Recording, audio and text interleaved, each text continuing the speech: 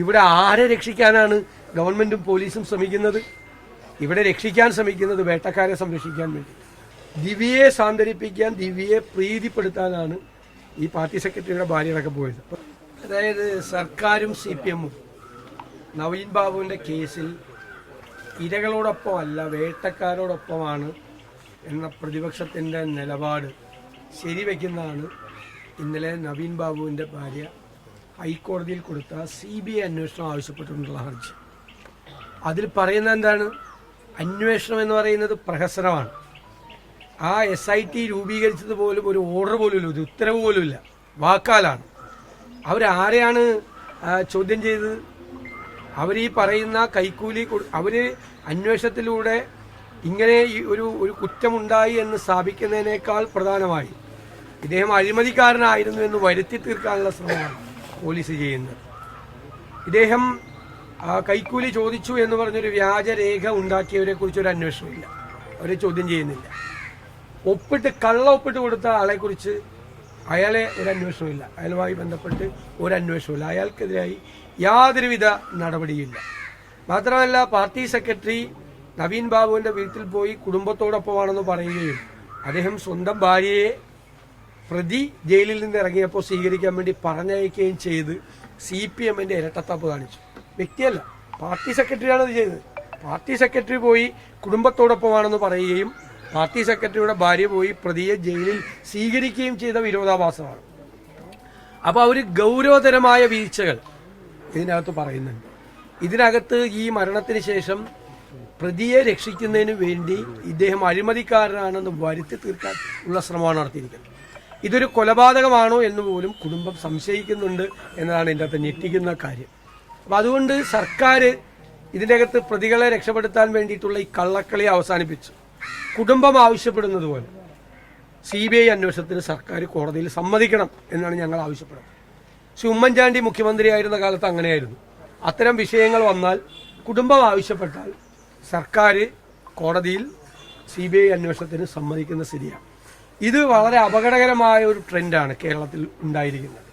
കാരണം ഇത്രയും കേരളത്തിൻ്റെ മനസാക്ഷിയെ ഞെട്ടിച്ച ഒരു മരണമുണ്ടായിട്ട് കേരളം മുഴുവൻ വിശ്വസിക്കാൻ പറ്റാത്ത രീതിയിൽ നോക്കി നിൽക്കുമ്പോഴും ഇവിടെ ആരെ രക്ഷിക്കാനാണ് ഗവൺമെന്റും പോലീസും ശ്രമിക്കുന്നത്?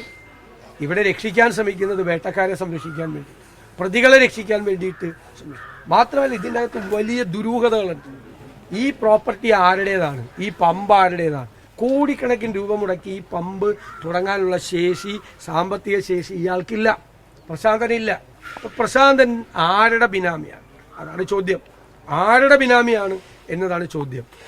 അന്വേഷണം യഥാർത്ഥത്തിൽ നടന്നാൽ ആ ബിനാമി ഏർപ്പാട് ഉൾപ്പെടെയുള്ള കാര്യങ്ങൾ പുറത്തു വരും. ഇത് വലിയ സാമ്പത്തിക ഇടപാടാണ് ഇതിൻ്റെ പുറകിൽ നടന്നിരിക്കുന്നത്. ഒരു പ്രധാനപ്പെട്ട ആളുടെ ബിനാമിയായിട്ടാണ് ഈ പ്രശാന്തൻ വർക്ക് ചെയ്തിരിക്കുന്നത്. അതുകൊണ്ടാണ് ഈ ദിവ്യയെ അറസ്റ്റ് ചെയ്യേണ്ടി വന്നു. നിവർത്തികേടുകൊണ്ട് കോടതി സമ്മതിക്കാതിരുന്നത് കൊണ്ട് അറസ്റ്റ് ചെയ്യേണ്ടി വന്നു. എന്നിട്ടും ദിവ്യയെ സാന്ത്വനിപ്പിക്കാൻ, ദിവ്യയെ പ്രീതിപ്പെടുത്താനാണ് ഈ പാർട്ടി സെക്രട്ടറിയുടെ ഭാര്യയൊക്കെ പോയത്. അപ്പോൾ ദിവ്യക്ക് കുറേ രഹസ്യങ്ങൾ അറിയാം ഇത് സംബന്ധിച്ച്. അത് വെളിപ്പെടുത്തുമോ എന്നുള്ള പേടി പാർട്ടിയുടെ നേതാക്കന്മാർക്കുണ്ട്. CPM എത്രമാത്രം ജീർണത നേരിടുന്നു എന്നതിൻ്റെ ഏറ്റവും വലിയ ഉദാഹരണമാണ്. സർക്കാർ സാധാരണക്കാരായ മനുഷ്യർക്ക് എത്രമാത്രം നീതി നിഷേധിക്കുന്നു എന്നതിൻ്റെ ഏറ്റവും അവസാനത്തെ ഉദാഹരണം കൂടിയാണ് ഈ സംഭവം. ദിവ്യ മാത്രമാണോ, അല്ലെങ്കിൽ ദിവ്യ ഇതിലൊരു ബലിയാടാക്കി മാറ്റിക്കൊണ്ട് കാര്യങ്ങൾ മുന്നോട്ട്? അല്ല, അതൊക്കെ അന്വേഷണം നടത്തേണ്ട കാര്യമാണ്. ദിവ്യ എന്തായാലും ഇടപെട്ടിട്ടുണ്ട്. ദിവ്യയുടെ പ്രസംഗം നമ്മൾ കേട്ടതാണ്. അതിനുശേഷം ക്യാമറയും കൊണ്ട് വന്ന് അത് മുഴുവൻ പ്രചരിപ്പിച്ച് അദ്ദേഹത്തെ അപമാനിച്ചതൊക്കെ ശരിയാണ്. അതെല്ലാം ആർക്ക് വേണ്ടിയായിരുന്നു എന്ന് കൂടി അന്വേഷണം. ആർക്ക് വേണ്ടിയായിരുന്നു? ദിവ്യയ്ക്ക് വേണ്ടി തന്നെ ആയിരുന്നു? അല്ലെ വേറെ ഏതെങ്കിലും നേതാക്കൾക്ക്, CPM നേതാക്കൾക്ക് വേണ്ടിയായിരുന്നു? ഇപ്പോഴും ദിവ്യയെ പ്രീതിപ്പെടുത്താൻ, ദിവ്യയെ തള്ളിപ്പറയാതെ ഇപ്പോഴും നവീൻ ബാബു അഴിമതിക്കാരനാണെന്ന് സംശയം വരുന്ന രീതിയിലാണ് CPM നേതാക്കൾ സംസാരിക്കുന്നത്. ഒരുപാട് ദുരൂഹതകൾ ഈ കേസിലുണ്ട്. CBI അന്വേഷിക്കട്ടെ, CBI അന്വേഷിക്കണം. CBI അന്വേഷിച്ച് മതിയാവും എന്നാണ് ഞങ്ങളുടെ നിലപാട്. കുടുംബം പറയുന്ന ചില ഇൻക്വസ്റ്റ് നടപടികൾ വേഗത്തിൽ പൂർത്തീകരിക്കുന്നു. അതോടൊപ്പം തന്നെ CCTV-യും ഇവരുടെ ഫോൺ സംഭാഷണം വളരെ വിശദമായിട്ടാണ്, അവരുടെ വളരെ കൺവിൻസിംഗ് ആയിട്ടുള്ള വാദഗതികളാണ് അവർ ആ ഹർജിയിൽ കൊടുത്തിരിക്കുന്നത്. കാരണം ബന്ധുവിൻ്റെ സാന്നിധ്യത്തിൽ വേണം ഇൻക്വസ്റ്റ് നടപടി നടത്താൻ. ബന്ധുക്കൾ എത്തുന്നതിന് മുമ്പേ ഇൻക്വസ്റ്റ് നടപടി പൂർത്തിയാക്കി. മാത്രമല്ല PP ദിവ്യയുടെ ഭർത്താവും പ്രശാന്തനും ജോലി ചെയ്യുന്ന ഈ പെരിയാരം മെഡിക്കൽ കോളേജിൽ ഓട്ടോപ്സി ചെയ്യരുത് എന്ന് നവീൻ ബാബുവിൻ്റെ ഭാര്യ ആവശ്യപ്പെട്ടിട്ടും അവിടെ തന്നെ ഓട്ടോപ്സി ചെയ്തു.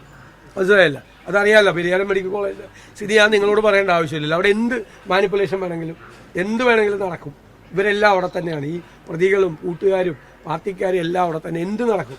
അവിടെ ചെയ്യരുത് എന്ന് ഈ വിക്ടിമിൻ്റെ ഭാര്യ ആവശ്യപ്പെട്ടിട്ടും അവിടെ തന്നെ ചെയ്തു. റെയിൽവേ സ്റ്റേഷനിൽ വന്നു പോയി തിരിച്ചു പോയെന്നൊക്കെ കഥകളാണ്. ഒരു CCTV ഫുട്ടേജും ഇതുവരെ ഈ അന്വേഷണ സംഘം പരിശോധിച്ചിട്ടില്ല. അപ്പം അന്വേഷണ സംഘത്തിൻ്റെ പ്രവർത്തികളെയും അന്വേഷണ സംഘത്തെ നിയമിച്ച നടപടിക്രമങ്ങൾ പോലും പാലിക്കാതെ നിയമിച്ചതിനെ അവർ ചോദ്യം ചെയ്യുന്നു.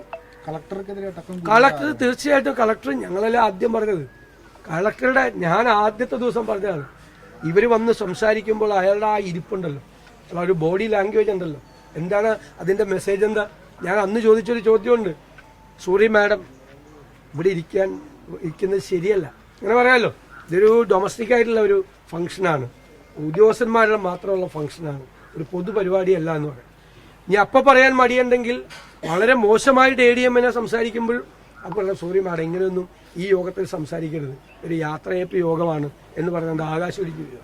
അപ്പം അതിനുശേഷം അദ്ദേഹം പിന്നീട് മുഖ്യമന്ത്രിയെ കണ്ടതിന് ശേഷമാണ് മൊഴി മാറ്റി പറഞ്ഞ് ഞാൻ തെറ്റ് ചെയ്തിട്ടുണ്ട് എന്നുള്ള രീതിയിൽ പറയുന്നത്. അതൊക്കെ വെറുതെ ഫാബ്രിക്കേറ്റ് ചെയ്ത സാധനമാണ്. അപ്പോൾ കളക്ടറുടെ നിലപാടും സംശയാസ്പദമാണ് എന്ന കാര്യത്തിൽ യാതൊരു സംശയം.